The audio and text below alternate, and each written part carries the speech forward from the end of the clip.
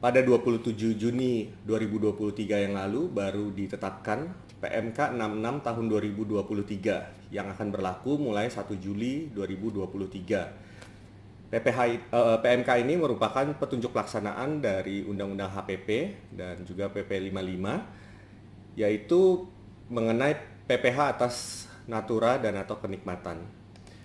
Media briefingnya sendiri baru dilakukan pada tanggal 6 Juli yang lalu, hari Kamis sore. Dan pada kesempatan ini saya akan coba paparkan isi dari PMK 66 tahun 2023 tersebut. Apa sih yang dimaksud dengan imbalan natura dan imbalan kenikmatan? Dalam penjelasan pasal 4 ayat 1A Undang-Undang PPh, yang dimaksud dengan imbalan dalam bentuk natura adalah imbalan dalam bentuk barang selain uang. Contohnya, natura adalah pemberian mobil eks dinas kepada pegawai. Sementara imbalan dalam bentuk kenikmatan adalah imbalan dalam bentuk hak atas pemanfaatan suatu fasilitas atau pelayanan. Misalnya, ada pemberian fasilitas mobil dinas. Itu adalah contoh kenikmatan. Berikut adalah executive summary. Summary secara singkat saja bagi yang tidak mau lebih detail ke pasal-pasalnya. Jadi saya di sini membagi menjadi dua. Yang sebelah kiri adalah pemberi imbalan natura atau kenikmatan, misalkan PT, ya, pemberi kerja misalnya, dan yang sebelah kanan adalah penerimanya. Di ketentuan lama, perusahaan itu nggak boleh mengurangkan biaya natura dan kenikmatan sehingga menjadi non-deductible expense (NDE). Jadi pada saat penghitungan PPh badan itu biaya tersebut dikoreksi fiskal. Dan di sisi penerima itu tidak menjadi objek pajak, tidak menjadi objek PPh, tidak dipajakin. Nah, sekarang di ketentuan baru dari Undang-Undang HPP, Harmonisasi Peraturan Perpajakan, posisinya berubah. Dari sisi pemberi imbalan natura kenikmatan itu boleh menjadi pengurang sehingga menjadi deductible expense. Namun memang tetap ada persyaratan selama itu berkenaan dengan pekerjaan atau jasa dan juga itu terkait dengan biaya 3M, yaitu mendapatkan, menagih, dan memelihara penghasilan. Sehingga konsekuensinya adalah bagi penerimanya itu menjadi taxable income, itu menjadi objek PPh. Namun demikian DJP membuat beberapa pengecualian-pengecualian. Jadi ini secara spesifik diatur, hanya ada 5 item, 5 kelompok besar. Yang pertama itu kalau natura kenikmatannya berupa makan minum yang disediakan bagi seluruh pegawai, maka itu dikecualikan dari objek PPh. Namun tetap boleh menjadi deductible expense. Kelompok kedua adalah natura kenikmatan yang disediakan di daerah tertentu. Yang ketiga, natura kenikmatan yang harus disediakan oleh pemberi kerja dalam rangka pelaksanaan pekerjaan. Sebetulnya 3 kelompok ini sudah ketentuannya sebelumnya memang sudah ada juga ya.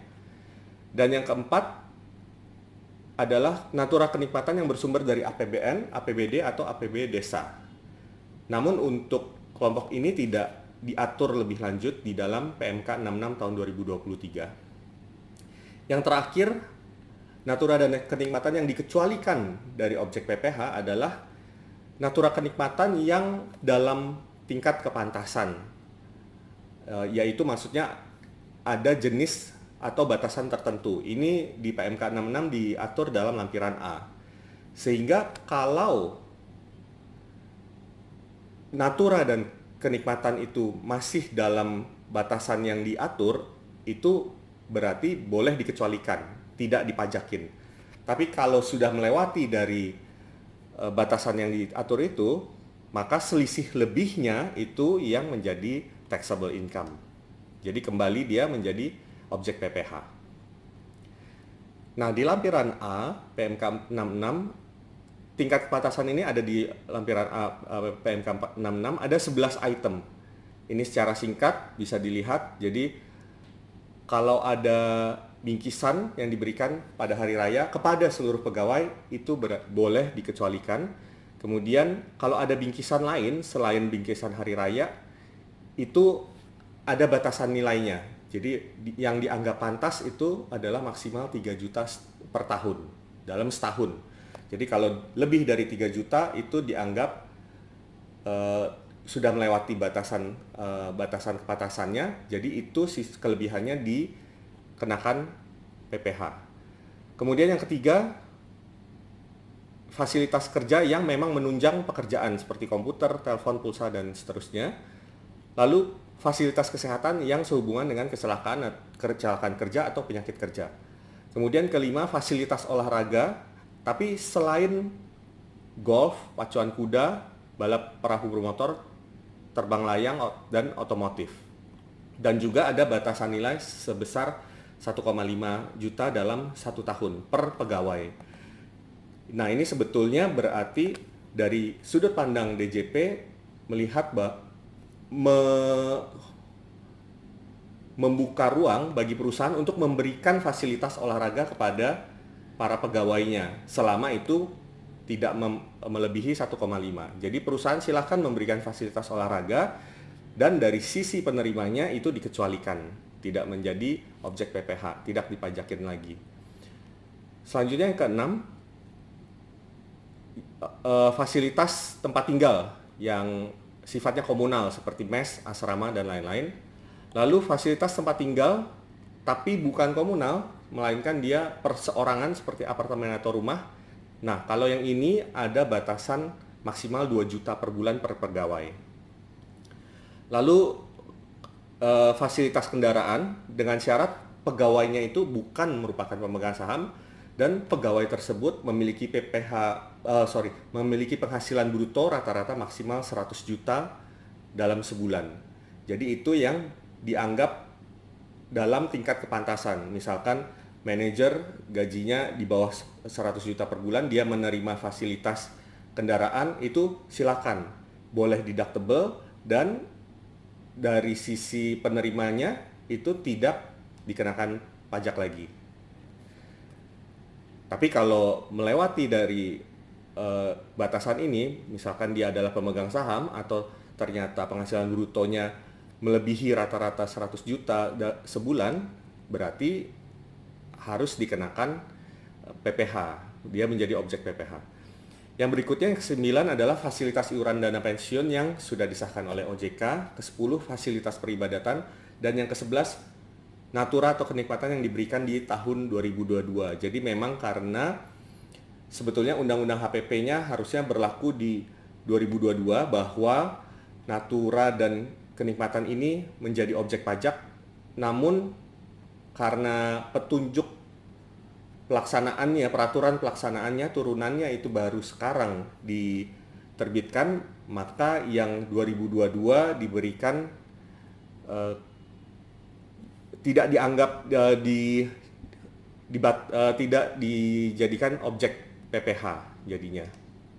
Jadi ini adalah ringkasan secara besarannya saja ya. Sekarang mari kita lihat lebih dalam. Sebelum itu, ini sekilas mengenai ketentuan undang-undangnya.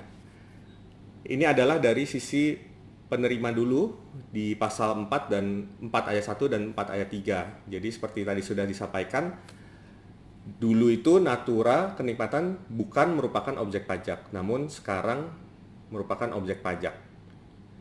Jadi kemudian dulu by default natura atau kenikmatan itu bukan ini ya, yang dikecualikan dari objek pajak ini dulu ya. Ada beberapa pengecualian seperti berikut. Nah, tapi kalau sekarang semuanya itu sekarang yang dikecualikan hanyalah 5 item ini saja.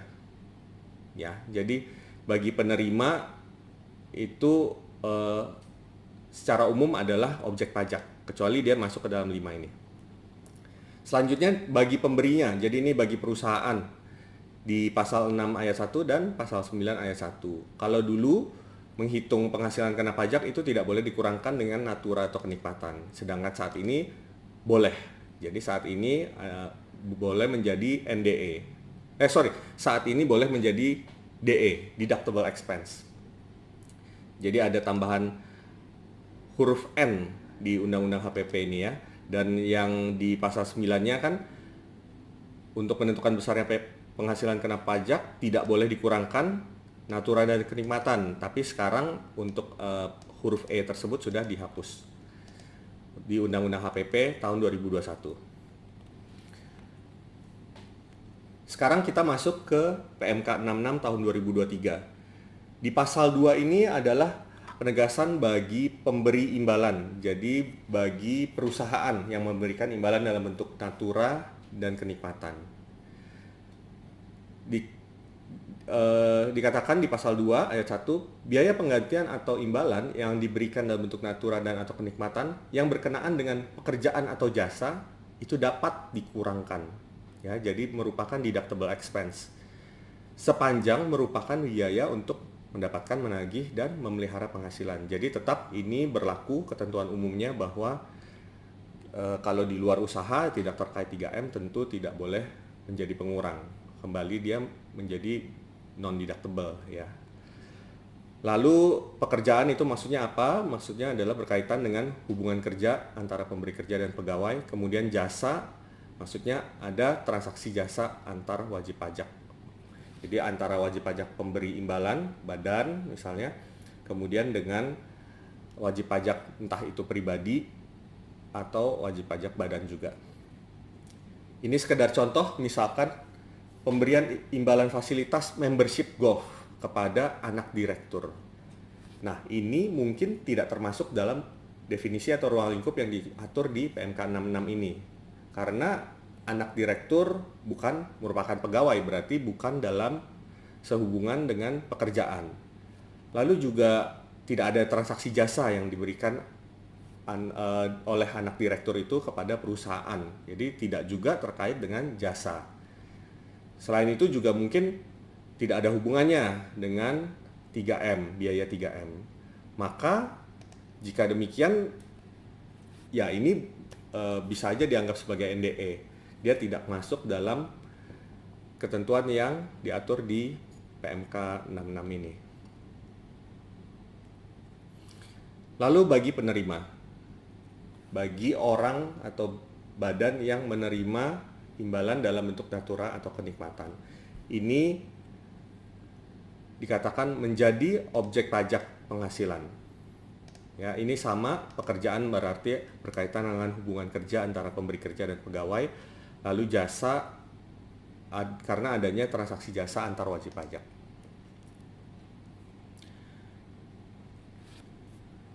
Secara umum seperti tadi sudah disampaikan, sekarang semua imbalan natura kenikmatan itu adalah objek PPh. Hanya yang tertentu saja yang boleh dikecualikan. Jadi pengaturan pengecualian itu diatur secara spesifik. Ada 5 kelompok ini. Yang pertama, makanan minuman yang diberikan bagi seluruh pegawai diatur di pasal 5 dari PMK 66 ini. Lalu natura dan atau kenikmatan yang disediakan di daerah tertentu itu diatur di pasal 8, lalu juga lanjutannya di pasal 9 sampai 21. Lalu yang ketiga, natura dan atau kenikmatan yang harus disediakan oleh pemberi kerja dalam pelaksanaan pekerjaan diatur di pasal 6. Lalu natura dan atau kenikmatan yang bersumber atau dibiayai APBN, APBD dan atau APB desa. Nah, namun ini tidak diatur di dalam PMK 66 ini. Yang terakhir, natura dan atau kenikmatan dengan jenis atau batasan tertentu, pasal 7. Nanti kita akan lihat lebih lanjut satu persatu, tapi saya tidak akan urut berdasarkan urutan seperti ini, tidak juga berdasarkan urutan pasalnya, supaya nanti lebih enak saya menjelaskannya. Saya akan mulai dengan yang nomor 2 dulu, natura dan atau kenikmatan yang disediakan di daerah tertentu.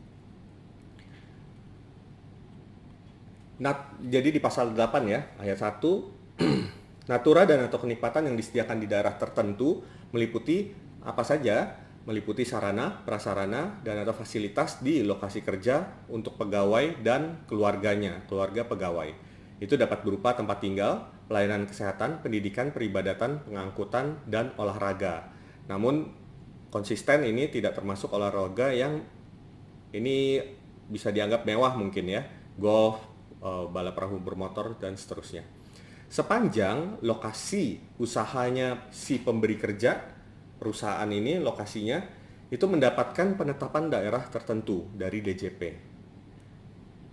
Apa yang dimaksud dengan daerah tertentu? Daerah tertentu adalah meliputi daerah yang secara ekonomis mempunyai potensi, jadi dia sebetulnya mempunyai potensi yang layak dikembangkan, tetapi keadaan prasarana ekonominya kurang memadai. Kemudian juga sulit dijangkau oleh transportasi umum.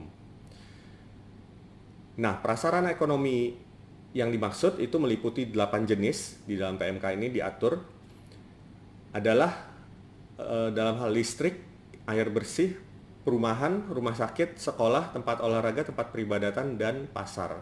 Sedangkan transportasi umum itu meliputi 3 jenis, jalan atau jembatan. Kemudian yang kedua, pelabuhan atau dermaga laut. Yang ketiga, transportasi umum, baik itu angkutan darat, laut, atau udara. Mekanismenya itu adalah melalui permohonan penetapan. Jadi wajib pajak yang berada di daerah tertentu yang kira-kira memenuhi kriteria tadi, itu mengajukan untuk supaya daerahnya itu ditetapkan sebagai daerah tertentu, sehingga dia fasilitas-fasilitas yang diberikan oleh perusahaan di lokasi usahanya dia itu bisa dikecualikan sebagai objek PPh. Kemudian dari pengajuan itu, permohonan itu akan dilakukan penelitian oleh Kanwil dan nanti baru apakah diterima atau bisa juga ditolak. Saya tidak bahas lebih lanjut karena mungkin ini agak terlalu spesifik, tidak terlalu umum ya, jadi tidak saya jelaskan lebih lanjut. Dan juga pasal-pasalnya ini cukup panjang ya, paling panjang sebetulnya di PMK 66 ini. Yang berikutnya, kelompok yang dikecualikan adalah natura dan atau kenikmatan yang harus disediakan oleh pemberi kerja dalam pelaksanaan pekerjaan. Kita masuk ke pasal 6-nya. Jadi ya ini adalah natura dan atau kenikmatan yang memang harus disediakan oleh pemberi kerja sehubungan dengan persyaratan mengenai keamanan, kesehatan, dan atau keselamatan pegawai yang diwajibkan oleh ketentuan peraturan perundangan. Ini bisa meliputi antara lain ya, pakaian seragam, peralatan untuk keselamatan kerja, sarana antarjemput pegawai, penginapan untuk awak kapal dan sejenisnya, dan juga natura dan atau kenikmatan yang diterima dalam rangka penanganan endemi, pandemi, atau bencana nasional.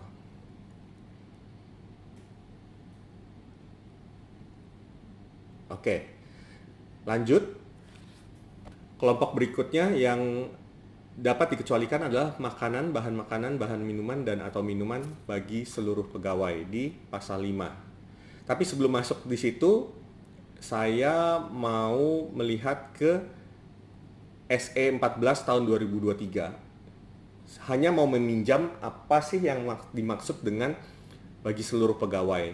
Jadi yang dimaksud dengan penyediaan makanan dan minuman bagi seluruh pegawai adalah yang disediakan oleh pemberi kerja bagi seluruh pegawai secara bersama-sama, termasuk direksi, dewan direksi, dan dewan komisaris di tempat kerja.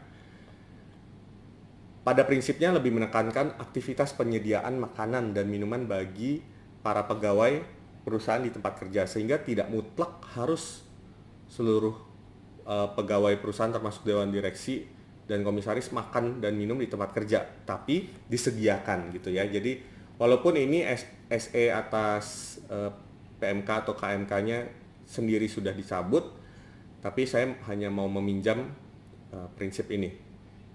Jadi bahwa yang dilihat spiritnya ya, kalau misalkan di PMK ini harusnya masih serupa, yaitu spiritnya adalah bahwa makanan itu disediakan untuk seluruh pegawai, bahwa kemudian direksinya mungkin tidak makan di situ, ya tidak mutlak harus makan di situ. Jadi tidak menggugurkan harusnya. Tidak membatalkan pemenuhan persyaratan ya. Kita kembali ke PMK 66, kita masuk ke pasal 5-nya. Jadi ada 3 kelompok bahan makanan, bahan minuman atau minuman bagi seluruh pegawai sebagaimana dimaksud. Itu meliputi yang pertama, makanan dan minuman yang disediakan oleh pemberi kerja di tempat kerja, itu cukup jelas ya.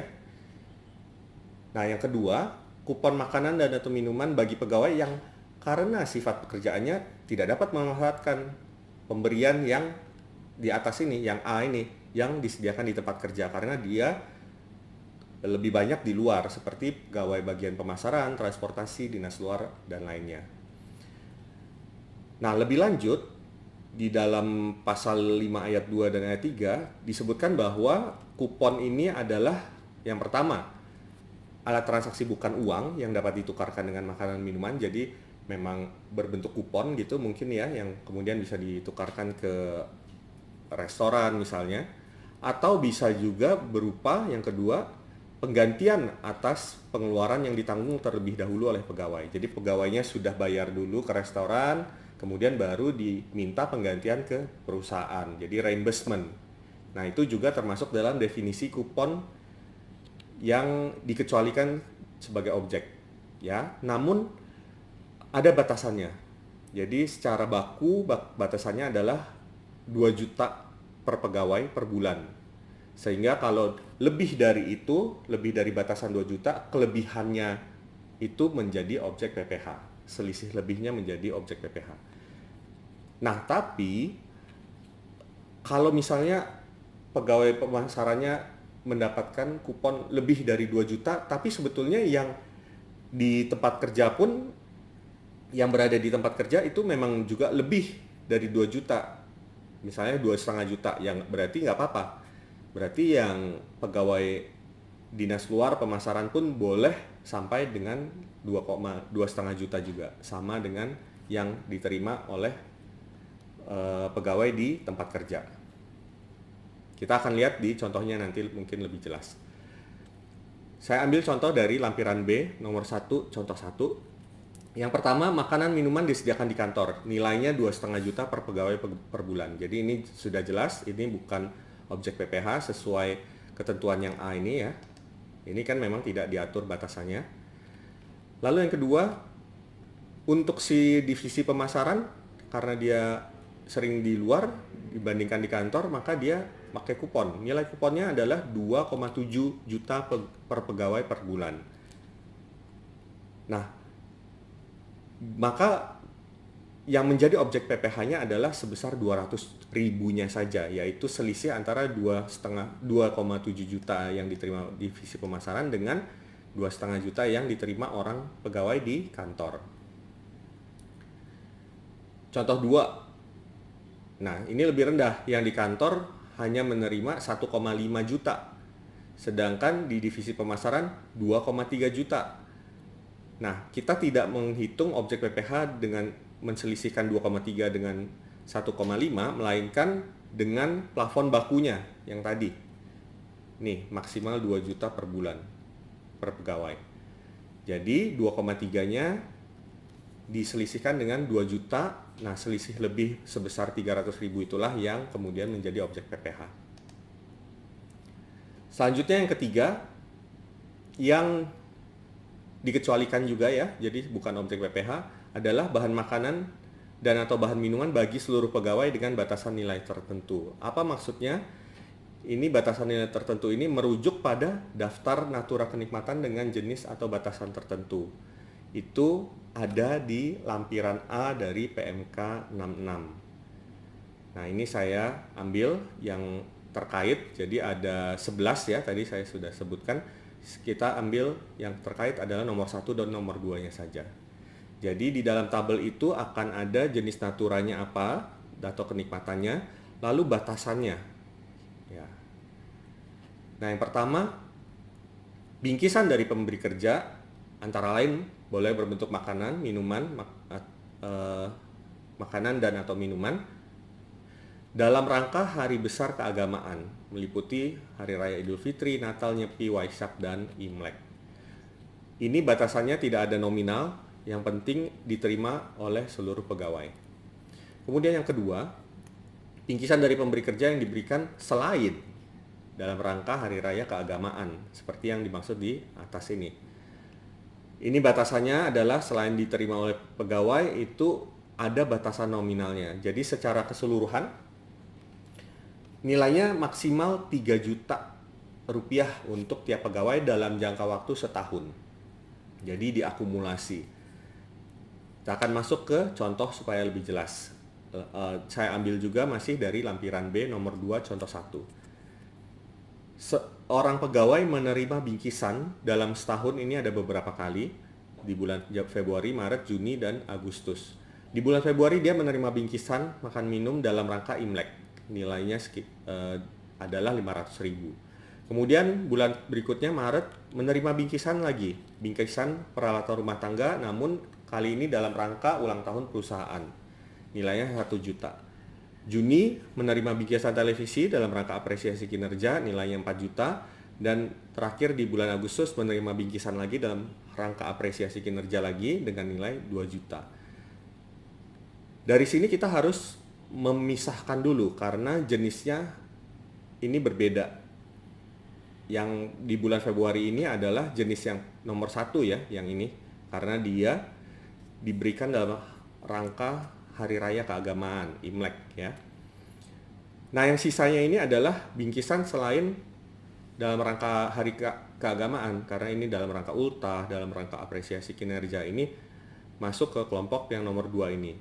Kenapa? Karena di kelompok 2 ini ada batasan nilainya, makanya kita perlu bedakan. Jadi setelah kita membedakan, kita coba lihat ya, ini jenis 1, ini jenis 2. Kalau jenis 1 kan tidak ada batasan, jadi karena dia 500.000 ya sudah seluruhnya itu boleh dikecualikan dari objek PPh, sehingga yang objeknya selisih lebihnya nggak ada. Nah, yang jenis 2 ini baru kita lihat secara akumulatif. Di bulan Maret dia terima 1 juta. 1 juta masih di bawah batasan 3 juta ya. Ini kan batasannya 3 juta untuk dalam jangka waktu setahun. Dia masih oke, masih dikecualikan, tidak ada yang menjadi objek PPh. Lalu bulan Juni terima lagi 4 juta. Nah, pada saat bulan Juni ini secara akumulatif kan berarti sudah 1 juta plus 4 juta sudah menjadi 5 juta. Sudah melewati batasan 3 juta. Maka selisih lebihnya itulah yang menjadi objek PPh. Jadi selisih lebih di bulan berjalan, di bulan Juni 2 juta, maka nanti akan dihitung PPh 21-nya atas 2 juta ini dan dipotong PPh-nya oleh pemberi kerja. Nah, karena ini udah lewat, sebetulnya seluruh bingkisan di bulan-bulan berikutnya dalam tahun tersebut ya berarti sudah harus dikenakan semua ya. Jadi kalau Agustus diterima lagi bingkisan senilai 2 juta, 2 juta tersebut juga menjadi objek PPh. Jadi dari bingkisan dalam setahun seorang pegawai ini terima 7,5 juta, dia yang masuk sebagai objek pajak adalah 4 juta. Tapi harus dilihat satu-satu ya, harus dibedakan antara jenis 1 atau jenis 2. Nah, ini adalah kelompok terakhir dari yang boleh dikecualikan ya. Kelompok 5 adalah natura dan atau kenikmatan dengan jenis atau batasan tertentu. Inilah yang nanti merujuk ke tabel di lampiran A yang 11 poin itu. Tapi sebelum itu saya mau masuk ke tata cara penilaian dulu. Sebelum kita masuk ke 11 item, 9 sisanya ya. Tadi 1 dan 2 sudah. Saya mau masuk ke pasal 22 dulu. Jadi kita sudah tahu bahwa seluruh natura dan kenikmatan itu menjadi objek. Secara umum ya, secara umum menjadi objek. Tapi berapa nilai yang dipakai? Bagaimana cara menilainya? Nah, di sini di pasal ini diatur bahwa untuk dalam hal imbalan natura yang digunakan adalah nilai pasar. Kemudian ini dibagi lagi untuk natura tanah dan bangunan adalah menggunakan nilai pasar, jadi nilai pasar tanah bangunan tersebut. Dan Natura selain tanah bangunan itu pakai harga pokok penjualan. Jadi perusahaan memberikan Natura berbentuk barang kan, berarti dia memperolehnya berapa nih harga perolehannya, nilai perolehannya. Itulah yang dihitung sebagai nilai objeknya. Jadi harga pokok penjualannya. Lalu untuk kenikmatan yang digunakan sebagai dasar penilaian adalah jumlah biaya yang dikeluarkan atau yang seharusnya dikeluarkan. Ya. Jadi yang sesungguhnya dikeluarkan oleh pemberi imbalan atau yang seharusnya dikeluarkan oleh pemberi imbalan. Kalau yang sesungguhnya dikeluarkan biasanya adalah memang pembayaran itu aktual ke pihak ketiga. Kalau yang seharusnya dikeluarkan biasanya adalah dari fasilitas yang berasal dari aset yang dimiliki oleh perusahaan. Nanti kita lihat di dalam contoh, mudah-mudahan lebih jelas. Oke, kembali bahwa secara umum semua imbalan dalam bentuk Natura dan kenikmatan merupakan objek PPh. Lalu DJP punya ruang untuk mengatur apa-apa yang dikecualikan, yang tidak menjadi objek PPh. Inilah yang diatur di lampiran A PMK 66, itu ada 11 jenis dan batasan. Jadi kalau masuk dalam situ kita bisa identifikasi Natura dan kenikmatannya yang masuk dalam daftar tersebut itu bisa jadi tidak usah dihitung pajaknya. Jadi dia dikecualikan dari objek PPh. Tapi ada batasannya, yang ada yang memiliki batasan nilai ya. Jadi kalau misalnya nilainya melebihi berarti dia gugur dalam arti kelebihannya itulah yang menjadi objek PPh. Jadi DJP menetapkan sesuai yang pantas kira-kira berapa dari besarannya itu. Oke, kita lanjut ke lampiran A itu ya, daftar Natura kenikmatan dengan jenis dan batasan tertentu. Lanjutkan dari yang tadi 1 dan 2, sekarang 3. Jenis dan Natura atau kenikmatan, jenis Natura dan atau kenikmatan berupa peralatan dan fasilitas kerja dari pemberi kerja, antara lain komputer, laptop, ponsel, serta sarana penunjangnya seperti pulsa atau sambungan internet. Batasannya adalah bahwa itu diterima pegawai dan memang menunjang pekerjaan pegawai. Artinya, kalau misalkan ada pegawai di dapur, misalnya kokinya, chefnya, menerima komputer, nah kalau ini dianggap tidak menunjang, berarti dia nggak masuk ke dalam sini. Maka dia nggak bisa dikecualikan, berarti itu harus diperhitungkan sebagai objek PPh. Ya, kalau dia nggak memenuhi kriteria dalam batasan ini, berarti dia harus dianggap sebagai objek PPh. Lanjut, nomor 4, fasilitas pelayanan kesehatan dan pengobatan dari pemberi kerja, batasannya adalah diterima pegawai dan diberikan dalam rangka penanganan kecelakaan kerja, penyakit akibat kerja, kedaruratan penyelamatan jiwa, atau perawatan pengobatan lanjutan sebagai akibat dari yang di atas ini, dari kecelakaan kerja atau penyakit akibat kerja. Ya. Nah, berarti kalau di luar ini dia ada penyakit-penyakit bawaan misalnya, kemudian diberikan fasilitas kesehatan oleh pemberi kerja, oleh perusahaan, berarti tidak masuk dalam pengecualian ini, sehingga dia harus kembali dianggap sebagai objek PPh. Nomor 5, fasilitas olahraga dari pemberi kerja selain olahraga golf, pacuan kuda, dan seterusnya ini, yang diterima oleh pegawai selama tidak lebih dari 1,5 juta untuk tiap pegawai dalam 1 tahun. Ya, jadi 1,5 juta bagi 12 bulan, 125.000 per bulan kira-kira. Sebetulnya ini DJP mau mengencourage supaya perusahaan memberikan fasilitas olahraga, tapi dalam batas kepantasan. Yang dianggap pantas dalam hal ini adalah 125.000 per bulan. Jadi silahkan perusahaan memberikan fasilitas olahraga, apakah itu badminton, apakah itu basket dan lain-lain ya, futsal, supaya pegawai juga dapat lebih baik ya kualitas hidupnya, dalam hal ini lebih sehat karena berolahraga ya. Nah, ini adalah bentuk DJP juga untuk meningkatkan kesejahteraan dari pegawai selama tidak di luar yang dianggap pantas ya. Kemudian nomor 6, fasilitas tempat tinggal dari pemberi kerja yang bersifat komunal atau dimanfaatkan bersama-sama, antara lain mes, asrama, pondokan, atau barak. Ini tidak ada batasan nilainya, jadi boleh dikecualikan seluruhnya.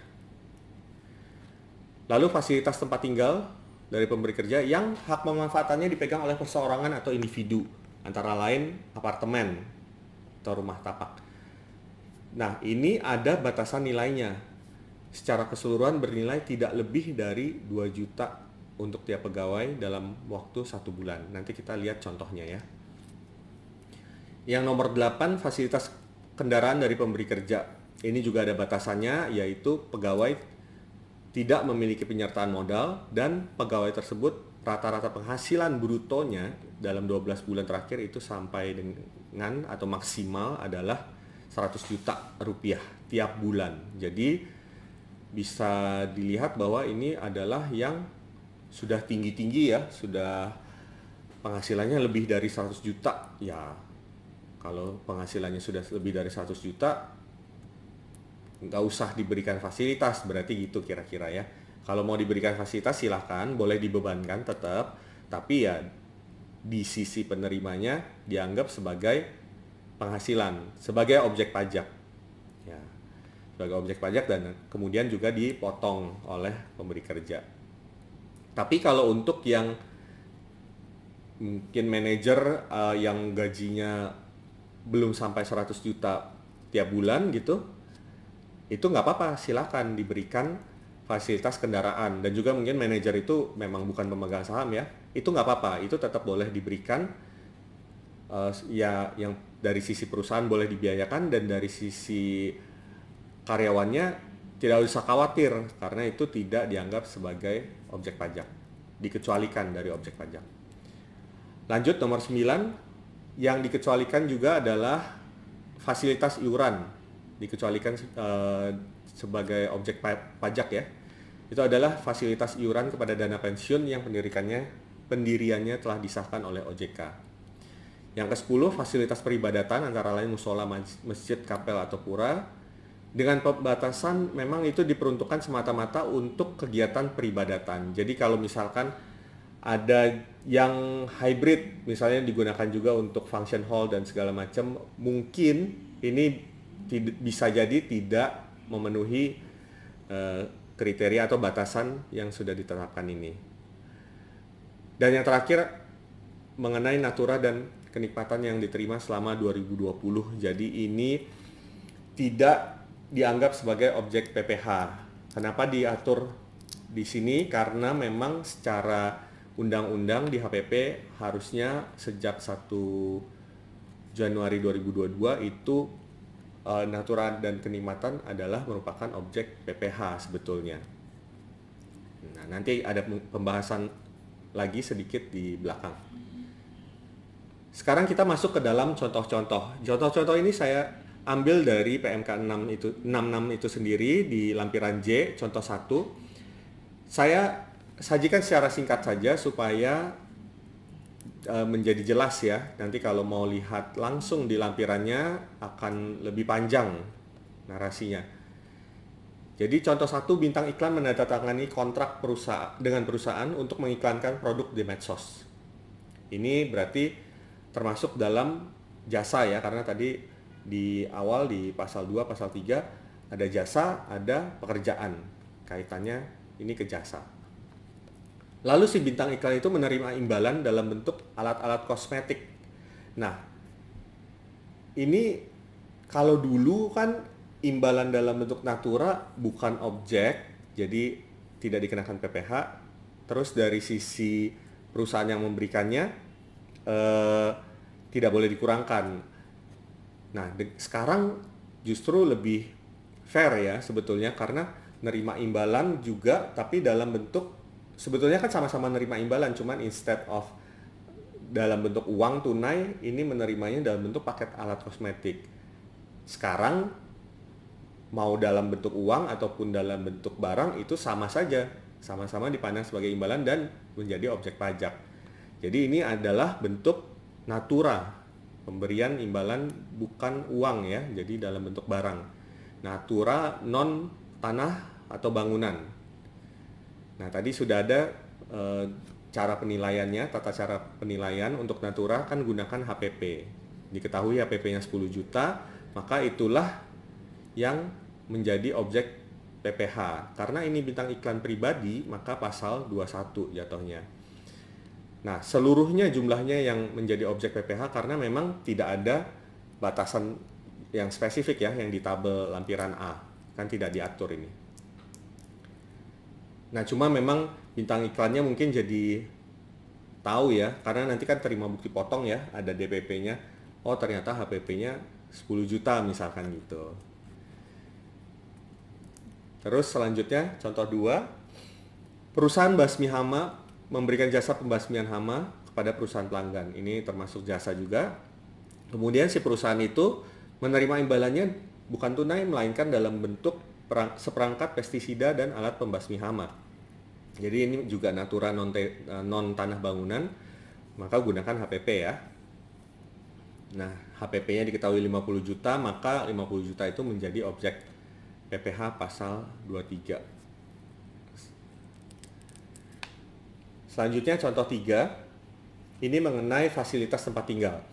Perusahaan memberikan fasilitas apartemen kepada pegawai. Nah, kalau tadi dalam rangka jasa, sekarang dalam rangka pekerjaan antara pemberi kerja dengan pegawai.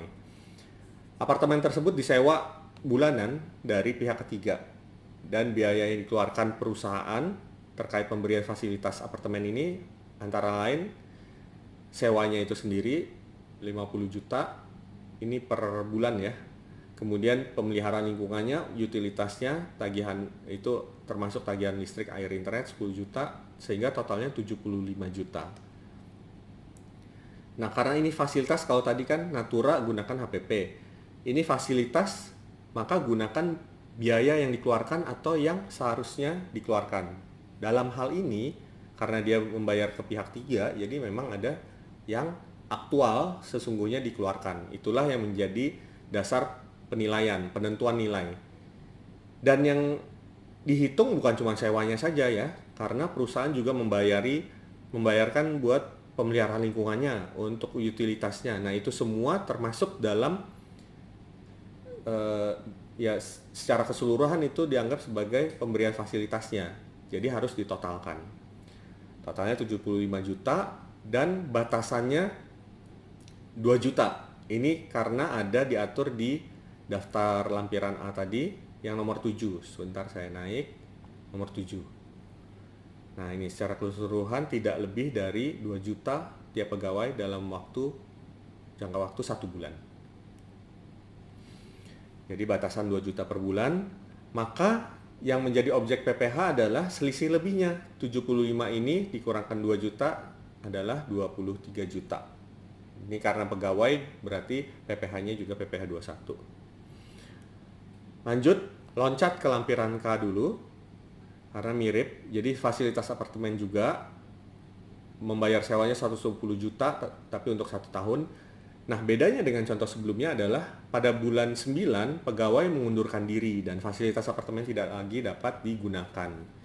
Jadi kita hitung nilai fasilitasnya per bulan 120 juta bagi 12 berarti 10 juta per bulan, sedangkan batasan sama ya, tetap 2 juta per bulan. Maka selisih lebih adalah 10 juta dikurangi 2 juta sama dengan 8 juta. Itulah yang menjadi objek PPh pasal 21, 8 juta per bulan. Selama bulan 1 sampai bulan 8, karena bulan 9-nya pegawainya sudah mengundurkan diri, sudah resign. Itu aja bedanya.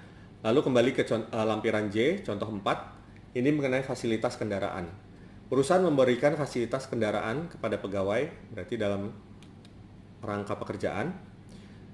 Lalu pegawai diketahui tidak memiliki penyertaan modal di perusahaan dan penghasilan bruto pegawai itu terdiri dari uang, natura, dan fasilitas. Termasuk juga ada fasilitas kendaraan ini yang sedang kita bahas dalam contoh 4 ini. Nah, karena dia fasilitas, maka kan gunakan biaya yang dikeluarkan atau biaya yang seharusnya dikeluarkan. Dalam hal ini kalau ada fasilitas yang dari pihak ketiga, berarti yang sesungguhnya dikeluarkan ya kepada pihak ketiga. Serta kalau misalnya biaya yang seharusnya dikeluarkan, berarti mungkin aset fasilitas kendaraan ini adalah tercatat sebagai aset perusahaan, berarti ya. Berarti kan tidak ada biaya yang dikeluarkan tiap bulan. Berarti menggunakan yang seharusnya dikeluarkan itu adalah nilai penyusutan. Ini juga merefer ke lampiran L. Contoh di lampiran L nanti kita lihat bahwa nilai manfaat fasilitas itu adalah dianggap sebesar nilai penyusutan. Nah, ini ada batasannya ya. Jadi kita lihat, ini masuk ke contoh ke poin nomor 8 di tabel. Jadi ini dia. Ada rata-rata penghasilan bruto dalam 12 bulan terakhir maksimal itu 100 juta per bulan.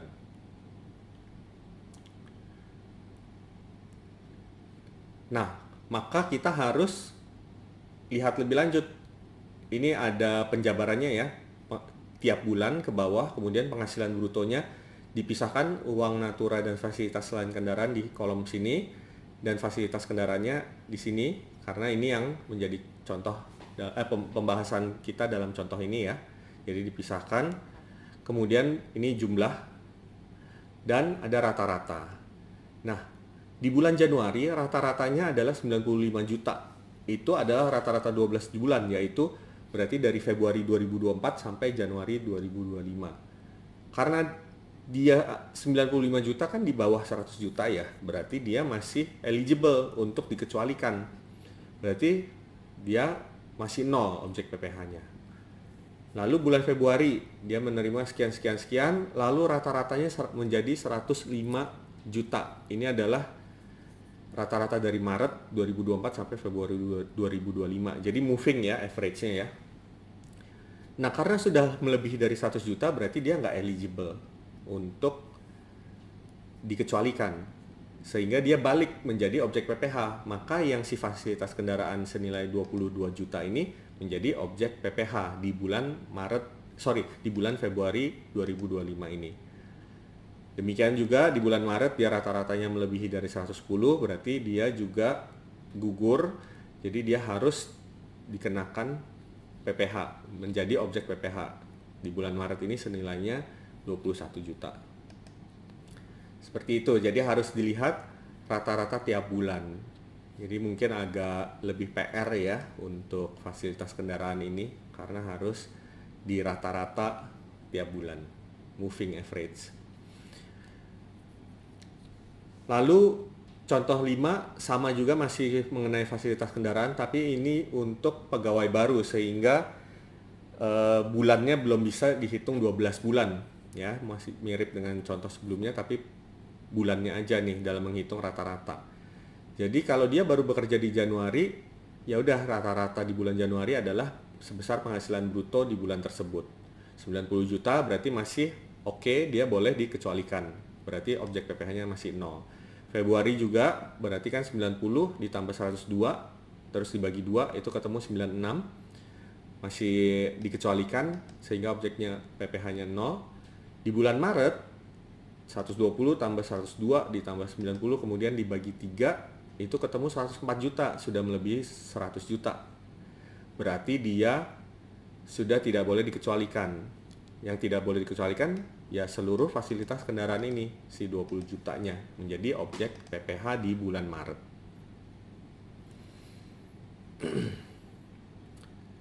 Selanjutnya lampiran L. Nah, ini yang tadi sempat saya singgung ya. Jadi ini mengenai pemberian fasilitas yang digunakan bersama. Contohnya ini adalah fasilitas perahu bermotor yang diberikan kepada pegawai A dan pegawai B. Kemudian kedua pegawai ini menggunakan secara bergilir, A pakai selama 10 hari, B pakai selama 15 hari. Kemudian perusahaan menggunakan jumlah hari pemakaian sebagai dasar pencatatan pemanfaatan fasilitasnya. Nah, biaya yang dikeluarkan perusahaan terkait pemberian fasilitas ini adalah nilai manfaat si perahu bermotornya itu sendiri, yaitu adalah biaya penyusutannya sebesar 40 juta per bulan.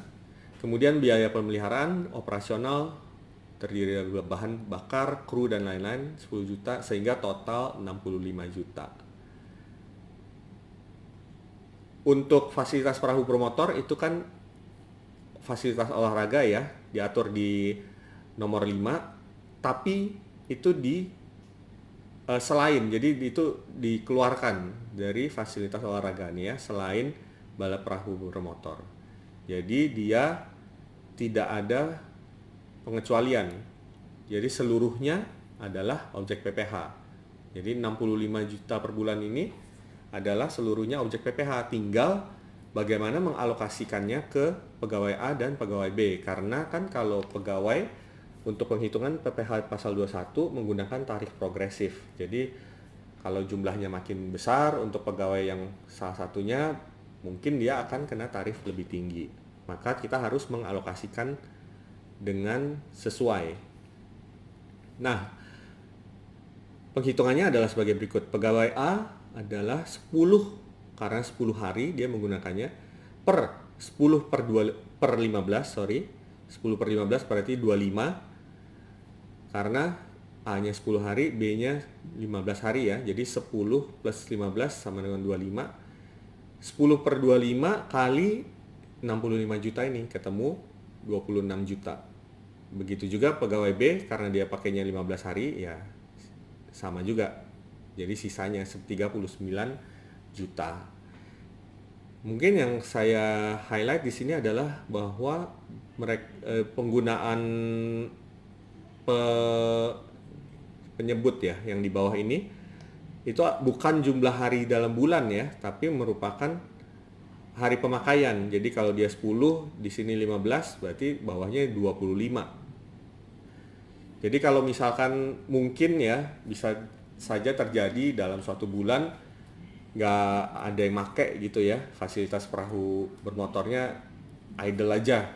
Berarti mungkin untuk bulan tersebut objek PPh-nya ya 0 karena tidak ada pemanfaatan oleh si pegawai. Sudah, itu contoh terakhir. Ini saya masuk ke lain-lain.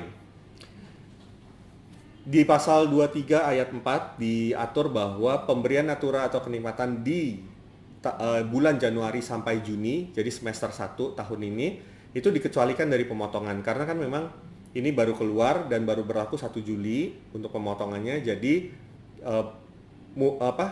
pemberlakuannya ke depan aja, tidak mundur ke belakang. Nah, tapi natura dan kenikmatan itu yang diberikan di Januari sampai Juni itu tetap menjadi objek bagi yang menerima. Bagi si pegawai misalnya yang menerima di Januari sampai Juni. Nah, maka itu harus dihitung sendiri, dibayar sendiri dan dilaporkan dalam SPT. Misalnya di bulan Januari kemarin pegawainya menerima natura mobil X dinas ya, seperti contoh tadi. Nah, itu kan pada saat Januari mungkin tidak dipotong karena masih belum ada ketentuan PMK 66 ini. Tapi si pegawai tersebut harus tetap melaporkan, menghitung ya. Jadi karena itu adalah objek pajak, harus dihitung berapa PPh-nya ya, kemudian dibayar sendiri oleh pegawai. Kemudian dilaporkan di dalam SPT tahunan ya. Nah, sekarang saya mau sedikit diskusi karena dari melihat media briefing yang di YouTube 6 Juli kemarin, itu ada beberapa hal yang mungkin dapat saya sampaikan. Yang pertama ini mengenai natura atau kenikmatan yang diterima di tahun 2022. Karena memang kan secara ketentuannya sejak 2022 itu sudah menjadi objek PPh. Natura kenikmatan yang diterima di 2022 sudah menjadi objek PPh ya. Tapi kan belum dipotong. Kemudian mungkin ada wajib pajak yang sudah menyetorkan sendiri, karena memang di ketentuannya di PP 55 itu diatur yang belum dilakukan pemotongan itu turutang dan wajib dihitung dan dibayar sendiri serta dilaporkan di SPT. Nah, ini boleh silakan dilakukan pembetulan SPT kalau misalkan mau meminta pengembalian karena sudah terlanjur bayar kan, tapi ternyata di PMK 66 ini disebutkan bahwa natura kenikmatan yang diterima di 2022 dikecualikan. Jadi bukan objek gitu ya. Sedangkan sudah terlanjur di store sendiri, ya silahkan melakukan pembetulan SPT dan meminta pengembalian kelebihan pajak yang sudah dibayar ya. Lalu ini juga ada di dalam media briefing, mungkin bisa untuk diskusi. Jadi di PMK 252 tahun 2008 ini memang belum disabut, terakhir saya cek ya, disebutkan bahwa tidak termasuk dalam pengertian penghasilan yang dipotong PPh pasal 21. Terus penerimaan dalam bentuk natura ya tentu ini sebetulnya nggak berlaku harusnya, karena sekarang natura dan kenikmatan kan sudah dipotong PPh pasal 21 ya. Nah, terus disebutkan lebih lanjut PPh yang ditanggung oleh pemberi kerja termasuk oleh pemerintah DTP ya, merupakan penerimaan dalam bentuk kenikmatan. Jadi PPh yang ditanggung pemberi kerja itu masuk dalam definisi kenikmatan. Jadi PPh 21 kan bisa 3 macam. Dipotong, yang normalnya harusnya dipotong dari take home pay gitu. Atau yang kedua di gross up, jadi masuk ke dalam tunjangan PPh, ada bagiannya sendiri di SPT nanti. Atau yang terakhir ditanggung oleh perusahaan. Nah, kalau dulu ketentuan yang lama kan yang ditanggung biasanya dikoreksi fiskal. Terus di sisi penerimanya ya tidak dianggap objek gitu ya. Nah, sekarang kenikmatan ini dianggap suatu kenikmatan, dan berarti kenikmatan kan sekarang adalah objek, sehingga kalau ini logikanya diikutin akan jadi seperti looping gitu, karena perusahaan menanggung PPh karyawan, PPh 21 karyawan, kemudian itu berupa kenikmatan. Karena itu kenikmatan harus masuk sebagai objek PPh dari karyawan tersebut, sehingga harus dihitung dong, karena dia objek PPh dihitung PPh-nya, kemudian dipotong oleh pemberi kerja gitu. Jadi rasanya ini jadi membingungkan gitu. Jadi kalau saat ini mungkin sedikit saran atau pandangan dari saya adalah dikembalikan saja ke opsi 1 atau 2, yaitu antara dipotong atau diperhitungkan sebagai tunjangan PPh. Kalau tunjangan PPh kan sudah jelas koridornya ya, jadi itu tidak merupakan kenikmatan lah, bukan masuk ke koridor sini, tapi memang masuk ke komponen penghasilan. Ada kok kolomnya di SPT 1721-nya. Oke, itu saja. Jadi sebagai penutup, kembali diingatkan karena ini adalah hal yang berbeda 180 derajat ya, berkebalikan dengan ketentuan lama. Jadi saya mau menyimpulkan lagi bahwa seluruh imbalan dalam bentuk natura atau kenikmatan sekarang menjadi objek PPh. Maka apa yang perlu dilakukan oleh perusahaan? Perusahaan dapat mengakses pos-pos biaya perusahaan, kemudian identifikasi mana yang merupakan natura atau kenikmatan. Lalu setelah diidentifikasi, lihat ke daftar batasannya, apakah ada batasan yang tidak dikenakan, yang dikecualikan. Misalnya ada pemberian makan untuk dinas luar, berarti kan ada batasannya.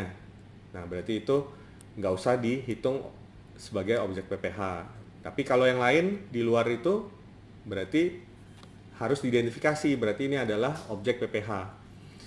Kemudian harus kita rekap biayanya yang merupakan objek PPh itu tadi ya. Dan terekap berdasarkan penerima imbalan, karena nanti kalau pegawai yang menerima kan berarti harus jelas akumulasi untuk tiap-tiap pegawainya supaya nanti pengenaan tarifnya juga tepat gitu. Lalu ya kemudian hitung PPh-nya, baik itu 21 untuk pegawai, 23 kalau kita ke WP badan lainnya tapi kita berikan dalam bentuk natura gitu ya, itu 23, atau 4 ayat 2 kalau misalnya memberikan natura dalam bentuk tanah dan bangunan misalnya ya. Jadi disesuaikan aja PPh pasal berapa. Kemudian ya dilakukan pemotongan. Jadi karena perusahaan itu wajib memotong PPh-nya dan menyetorkannya. Kemudian poin terakhir adalah ekualisasi PPh 21 dengan P&L ini akan menjadi lebih kompleks karena pencatatan natura-natura tadi kan di accounting biasanya menggunakan akun-akun yang sesuai nature-nya ya. Misalnya makan tadi ada di biaya makan misalnya. Nah, tapi ini kan sebetulnya terbagi dua. Ada makan yang dikecualikan, ada makan yang mungkin menjadi objek sebagiannya ya, kelebihannya ya. Nah, ini kalau dijadikan di dalam satu akun pencatatannya, nanti untuk mengekualisasinya mungkin ya sedikit lebih ribet. Tapi kalau misalnya dipisah lebih kelihatan sih, walaupun waktu mempostingnya juga tetap harus ribet juga, mesti dipisahin. Tapi setelah dia dipisah lebih enak buat ngelihatnya. Jadi kalau mau lihat yang non objek berarti lihat yang akun ini aja, sub akun biaya makan divisi pemasaran yang natura atau yang non natura gitu. Jadi ini sebagai bahan pertimbangan. Demikian penutup kesimpulan yang dapat saya sampaikan. Semoga penjelasan ini dapat bermanfaat, dan apabila ada koreksi atau masukan atau saran atau lainnya dapat disampaikan kepada kami. Terima kasih.